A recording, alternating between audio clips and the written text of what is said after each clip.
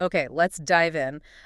Imagine this, putting absolutely everything on the line for love. Yeah, like crossing borders, going against your own family. Starting totally from scratch, almost nothing. Mm-hmm.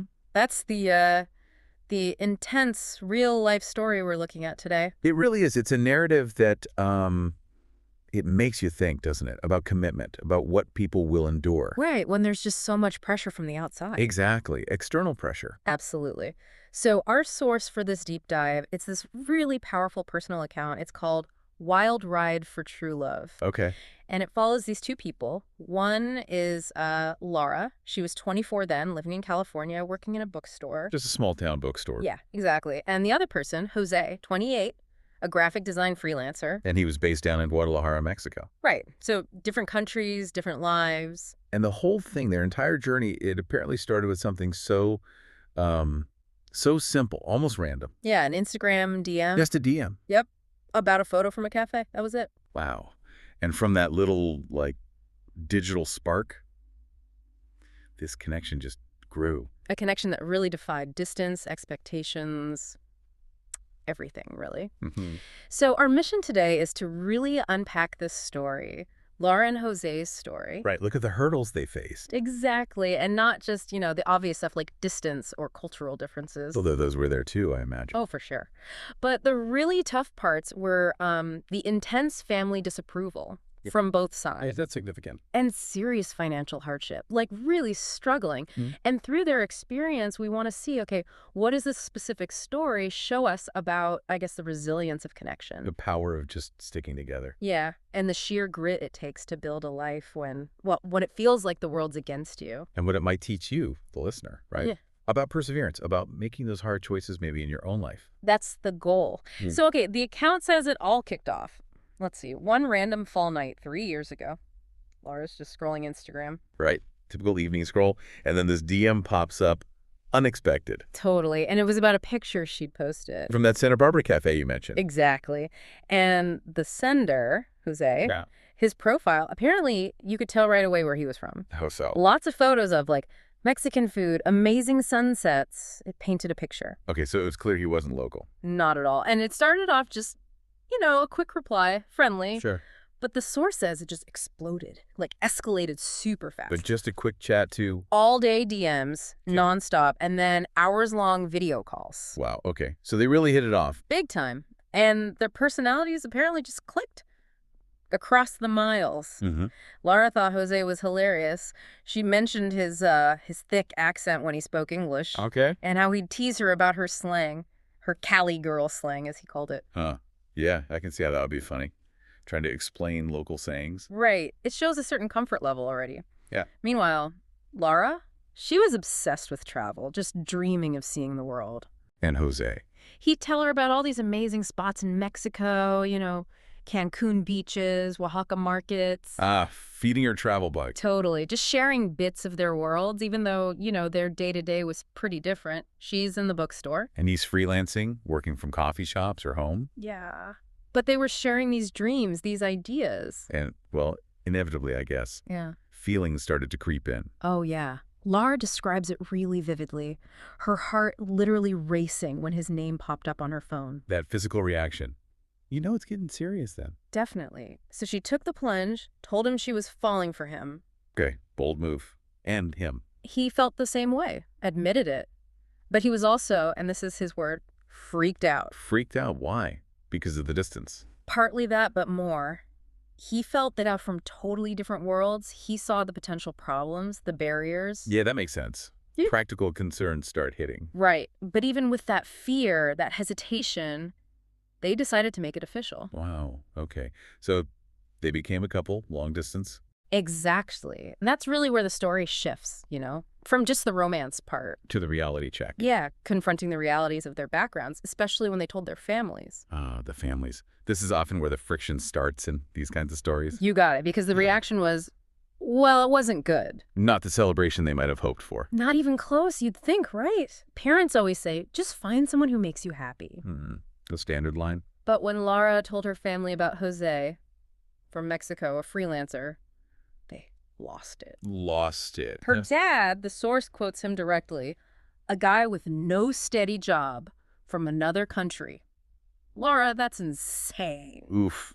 Direct hit on the stability thing. Yeah. And the nationality. Yeah, and her mom, according to Laura, even worse. Worse than insane. Yeah, she immediately jumped to, well, a really hurtful stereotype. She thought Jose was just after a green card. Oh, wow. That's harsh and painful. Totally. Laura tried to explain, he has a heart of gold, but they just wouldn't listen, completely shut down. Just refuse to see past their assumptions. Exactly. And meanwhile, Jose's family, they were described as super traditional. Okay, so different angle, maybe? Different angles, same result, kind of. Their questions were like, how are you going to marry some American girl you've never even met? Ah, the never met part. Plus, maybe cultural skepticism. Yeah, and they were worried she might be scamming him. So, suspicion running both ways. Fascinating. She might be a scammer. He's after a green card. Exactly. So here they are, miles apart, already navigating their own cultural differences, and they're united by this one thing. Both their families, from completely different backgrounds, are convinced the relationship isn't real. Rooted in these fears about, money, stability, motives? Yeah. Laura puts it bluntly, nobody believed our love was legit. Wow. That kind of external doubt, especially from family, Yeah. that puts enormous pressure on a new relationship. Absolutely. Which leads us to the next big turning point. And this one, it feels almost like something from a movie script. Oh. What happened? One night, they're on a video call, usual thing. And Jose just drops what the source calls the bomb. A bomb. He tells Laura straight up, I can't do this long distance anymore. Okay. Break it up. No, the opposite. He says, I'm coming to America to be with you. Whoa. Yeah. Just like that. That's huge. Huge. And Laura's reaction, it sounds like pure panic at first, like crazy. What about visas, money, your family? Yeah, all the practical hurdles flooding in. It does sound crazy. A massive leap. It was, but Jose, he hadn't just blurted it out impulsively. He'd been planning. The account says he'd been saving up for months, and he actually landed a big freelance gig specifically to fund this. Okay, so he was serious. He had a plan. Yeah, the money was earmarked, plane ticket, and enough for a few months in the States. A buffer. That takes some serious dedication and planning. Right, and he did it. 3 months after that call, he shows up at LAX. Just arrives. Yep. The description is really evocative. Just him, a backpack, and the biggest grin ever. Wow. You just picture that moment. And their first meeting, face to face. It sounds incredibly intense, powerful. Yeah. They just ran to each other, hugged, and Laura says simply, it felt like I'd known him forever. After all those calls finally being in the same space. And here's the really tough part. Even with Jose there, in the U.S., Laura's family still didn't approve. Didn't soften one bit. When she told them he'd arrived, they flipped out. Again. And flipped out how this time? Source says they basically kicked me out. Kick her out. Their own daughter. Yeah. Her father's words were apparently just final. If you choose this guy, you're not welcome here anymore. Oh my God, that's brutal. An ultimatum like that. Unbelievable, right. So what do you do faced with that? I mean, what did they do? The source says they just said screw it and ran off together. Just left together. Yep. Took their savings, whatever Jose had from his freelance work. Remember, he couldn't legally work yet. Right, tourist visa. And they found this tiny apartment somewhere in a chill part of San Diego, it says. Okay. Starting completely fresh. Completely. The account describes it as a cute little place, small kitchen, but it had a window with dope sunsets. So, modest, but theirs. A little slice of something they could build together. Exactly. But the narrative is really clear. This wasn't some easy, romantic honeymoon phase. It was hard. The money situation, I imagine. Big time. Jose couldn't get legal work. His freelance stuff wasn't steady. Laura's bookstore job barely paid the bills. Yeah, that's a tough combination. Living paycheck to paycheck, maybe not even that. Totally. And it details some really specific struggles. At one point, their landlord hikes the rent. Oh, no. And it left them, quote, straight up broke. Just nothing. Nothing. And the way they dealt with it, Jose apparently stayed up all night for days, just grinding on design projects to get cash in. Wow. Pulling all-nighters just to make rent. And Laura picked up extra shifts whenever she could at the bookstore. Just pure hustle mode, both of them. And it wasn't just money stress. Their car broke down. Of course. When it rains, it pours. Right. And it forced Laura to walk to work in the rain. It's these little indignities, They pile up when you're already stressed and have no safety net. Yeah, those everyday struggles feel so much bigger than... But through all of that difficulty, the narrative really points to Jose being Lara's rock. Keeping spirits up. Yeah, cracking jokes, even when things looked really bleak. And Lara says she just knew he'd never give up on us. That's crucial, isn't it? Believing in each other when everything else is falling apart. It seems like that shared struggle, facing that adversity together, it really forged this incredibly strong bond between them. Yeah, it's interesting how hardship can do that. It can break people, or it can, well, solidify things. And for them, it clearly solidified their commitment, made it stronger. Okay, so they've weathered that initial storm. Yeah. Living together, scraping by. What comes next? Well, after a few months of that, navigating the struggles, they decided to get married. Ah, okay. Marriage. Was that, given the visa situation? The source is actually really deliberate about addressing that. It says specifically, not for a visa or anything. Okay, explicitly states that. Explicitly, it was, quote, "'cause we wanted to show the world our love was the real deal." Huh. Like a statement, a declaration almost. Exactly. Maybe aimed as much at their doubting families as at the world, Yeah, makes sense. So, big wedding. Well, totally reflected their situation. Simple ceremony, city hall. Keep it real. Totally. Just a couple of close friends were there. They were rocking cheap rings. Love that detail. And just promising to stick together no matter what. The focus was all on the commitment itself, not the show. Right. The substance over the style. Mm-hmm.